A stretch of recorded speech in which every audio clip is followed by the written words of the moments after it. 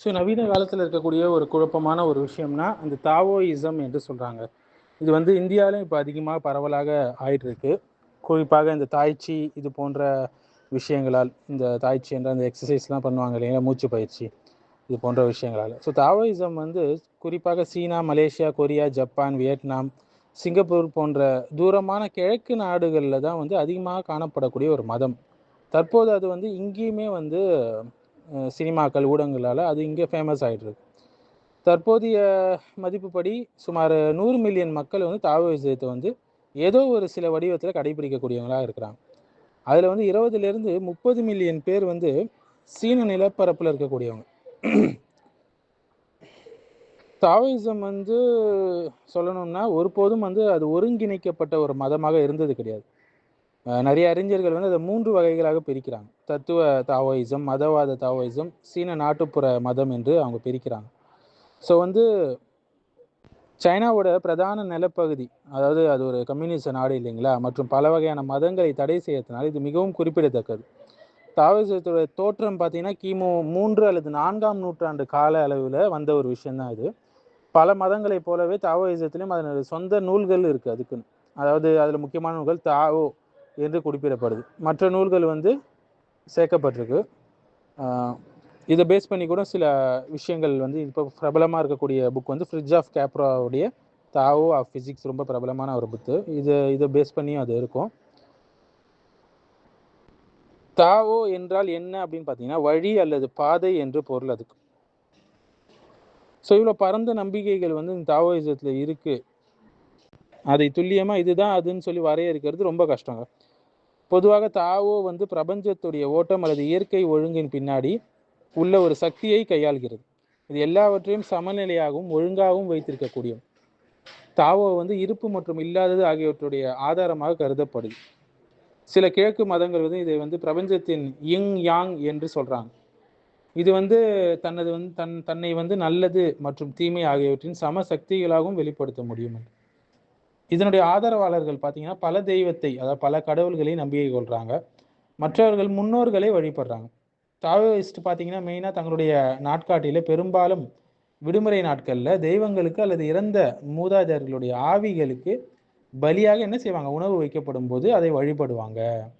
So பலியுடைய பிற வடிவங்களில் வந்து காகித பணத்தை எரிக்கிறது இதுவும் அடங்கும். தாவோயிஸ்டுகள் வந்து மறைந்த மூதாதையர்கள் பயன்படுத்துவதற்கு ஆவி உலகில் மறுபொருளாக மாறும் என்று நம்புவாங்க. இந்த மாதிரிலாம் நம்பிக்கையெல்லாம் இருக்குது. பெஞ்சமின் ஹாஃப் எழுதின வந்து தாவோ ஆஃப் போ புத்தகங்கள் கூட ரொம்ப ஃபேமஸான புத்தகங்கள் இதை பேஸ் பண்ணி. ஸோ தாவோ என்ற வார்த்தைக்கு வழி என்று பொருள் இருந்தாலும் அது உண்மையான வழி கிடையாது. ஏன்னா உண்மையான வழி எது? அல்லாஹுடைய வகி, கடவுளுடைய இறை செய்தி தான் உண்மையான வகி. ஒருபோதும் அது தவிர மீதி எதுவும் அது வந்து இதுவாக முடியாது. இந்த சித்தாந்தத்தை அதிகமாக மறுக்கக்கூடிய சூறா தெளிவாக என்று சொன்னால் சூரத்துல் இஹ்லாஸ் என்று சொல்லலாங்க. ஸோ வந்து இந்த தாவோ என்பது வந்து ஒரு இம்பர்சனல், டிஃபைன் பண்ண முடியாத, வரையறுக்க முடியாத காஸ்மிக் ஃபோர்ஸ் என்று சொல்லுவாங்க இல்லையா, அப்படியெல்லாம் சொல்லுவாங்க. ஆனால் சூரத்துல் இஹ்லாஸில் நம்ம பார்க்கலாம், அல்லாஹ் ஒருவனாக இருக்கிறான், தனித்தவனாக இருக்கிறான். அவன் வந்து இந்த படைப்புகளை விட்டு தனித்தவனாக இருக்கிறான். அவனுக்கு நிகராக எதுவுமே கிடையாது இல்லைங்களா. இது முழுமையாக இந்த தாவோயிஸ்டோடைய ஃபிலாசபி தத்துவத்தை உடைக்கக்கூடியதாக இருக்கு.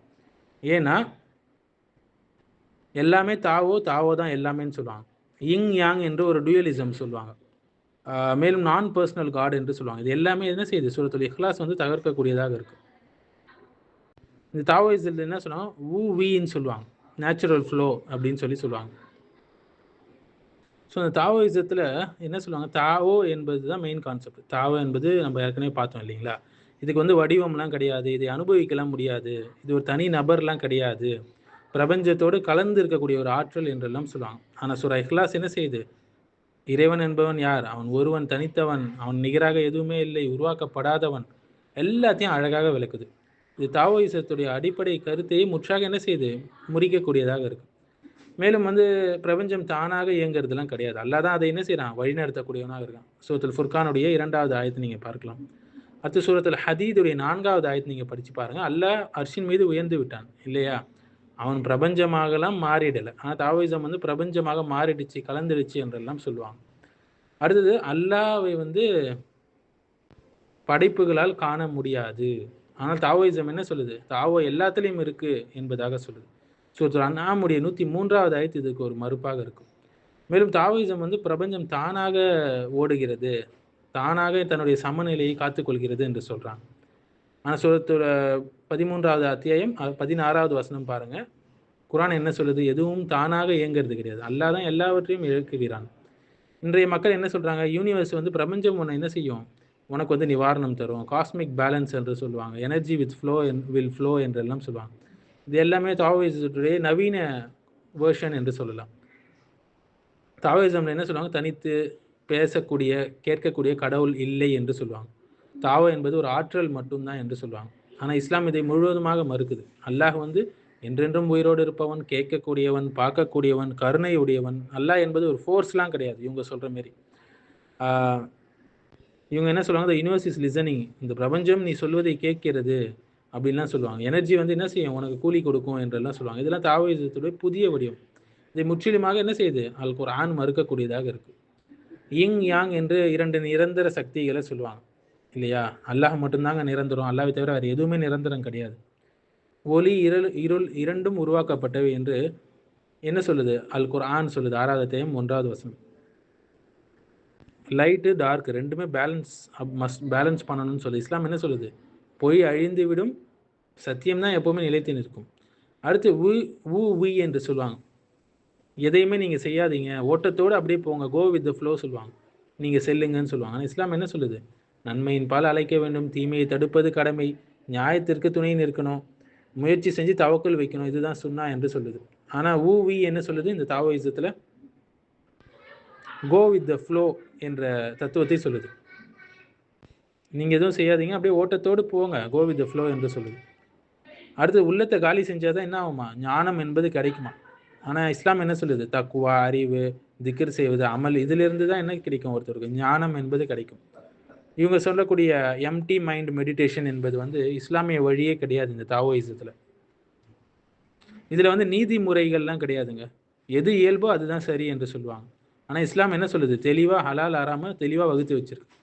அல்லாஹ் நிர்ணயித்த சட்டங்கள் அனைத்தும் இஸ்லாத்தில் உண்டு. இன்னைக்கு தாவோயிசத்தில் லிவ் யுவர் ட்ரூத், உங்களுடைய வாழ்க்கையை நீங்களே வாழுங்க, உங்களோட நேச்சுரல் இன்ஸ்டிங்ஸை நீங்கள் ஃபாலோ பண்ணுங்கள், மொராலிட்டி என்பது ஃப்ளெக்சிபிள் தான் என்றெல்லாம் சொல்லுவாங்க. ஆனால் இதற்கு முற்றிலும் மறுக்கக்கூடியதாக இருக்குது குர்ஆன் என்பது. தாவோ என்பதை வந்து நம்ம அறிய முடியாது, விளங்கலாம் முடியாது என்று சொல்லுவாங்க. ஆனால் அல்லாஹ் தன்னுடைய பெயர்களை, சிஃபாத்துகளை தெளிவாக தன்னுடைய குர்ஆனில் அறிமுகப்படுத்துகிறான். காட் இஸ் எனர்ஜி என்று சொல்லுவாங்க, காட் இஸ் வைப் என்று சொல்லுவாங்க. இதுக்கெல்லாம் முற்றிலுமாக மறுக்குது அல் குர்ஆன். ஸோ அல்லாஹ் தான் படைப்பாளனாக இருக்கான், தாவோ கிடையாது. சரிங்க, தாவோ வந்து ஒரு படைப்பு சக்தி என்று சொல்லுவாங்க. தாவோ என்பது வந்து படைப்பாளன் கிடையாது. மேலும் தாவோவுக்கு வடிவம், பெயர், பண்புலாம் இல்லைன்னு சொல்லுவாங்க. அல்லாஹ்க்கு அழகான பெயர்கள் இருக்கே, பண்புகள் இருக்கே. தாவோ என்பது ஒரு இம்பர்சனல் ஃபோர்ஸ், அவ்வளோதான். ஆனால் அல்லாஹ் என்றென்றும் உயிரோடு இருக்கக்கூடியவன். தாவோவால் பேச முடியாது. அல்லாஹ் அழகாக பேசுகிறானே குர்ஆனில். தாவோவால் கேட்க முடியாது. அல்லாஹ் சமியா, அழகாக கேட்கக்கூடியவன், துல்லியமாக கேட்கக்கூடியவன். தாவோ வந்து நேசிக்காது, கோபப்படாது. ஆனால் அல்லாஹ் என்ன செய்வான்? அன்பு காட்டுவான், கோபப்படுவான், கருணை கொள்ளுவான். பிரபஞ்சத்தை தெய்வமாக்கக்கூடிய ஒரு கொள்கை தான் தாவோயிசம் என்பது. பிரபஞ்சத்தை உருவாக்கியது அல்லாஹ். சரிங்களா? எல்லாமே இயற்கையுடைய ஓட்டம் என்று என்ன சொல்லுது? தாவோயிசம் சொல்லுது. ஆனால் இஸ்லாம் என்ன சொல்லுது? தக்தீர் என்பது, மனித செயல்கள் என்பது ரெண்டுமே இருக்குது இஸ்லாம்ல. அல்லாஹுடைய விதிப்படி தான் எல்லாமே நடக்கும். தாவோயிசம்ல நன்மை தீமை சமநிலைப்படுத்த வேண்டும் என்று சொல்லுகிறது. இஸ்லாம் என்ன செய்யுது? நன்மை உயர வேண்டும், தீமை அழிக்கப்பட வேண்டும் என்று சொல்லுது. தாவோயிசம் வந்து மாரல் லாலாம் அது கிடையாது. ஆனால் ஹலால் ஹராம் தெளிவாக உள்ளது இஸ்லாத்தில். இயல்பாக இருந்தால் போதும், எதுவும் தவறு இல்லைன்னு தாவோயிசம் சொல்லுது. ஆனால் இஸ்லாம் பாவத்தை வரையறுக்கிறது. தாவோயிசத்தில் ப்ராஃபிட்ஸ், நபிமார்கள்லாம் இல்லை. இஸ்லாமில் வழிகாட்டக்கூடிய நபிமார்கள் இருக்கிறாங்க. அதற்கென்று ஒரு தனி வேத புத்தகம்லாம் இல்லை. ஆனால் இஸ்லாமில் குர்ஆன், சுன்னா இருக்கு. தாவோயிசத்தில் வந்து மறுமை வாழ்க்கை, நரகம் இதெல்லாம் மறுக்கப்படுது. ஆனால் இஸ்லாமில் யௌமுல் கியாமா என்ற ஒன்று உண்டு, மறுமை நாள் என்பது உண்டு. மெடிடேஷன் பண்ணணும், மைண்டை எம்டி பண்ணுறதுக்கு மெடிடேஷன் பண்ணணும் என்று தாவோயிசம் சொல்லுது. இஸ்லாம் என்ன சொல்லுது?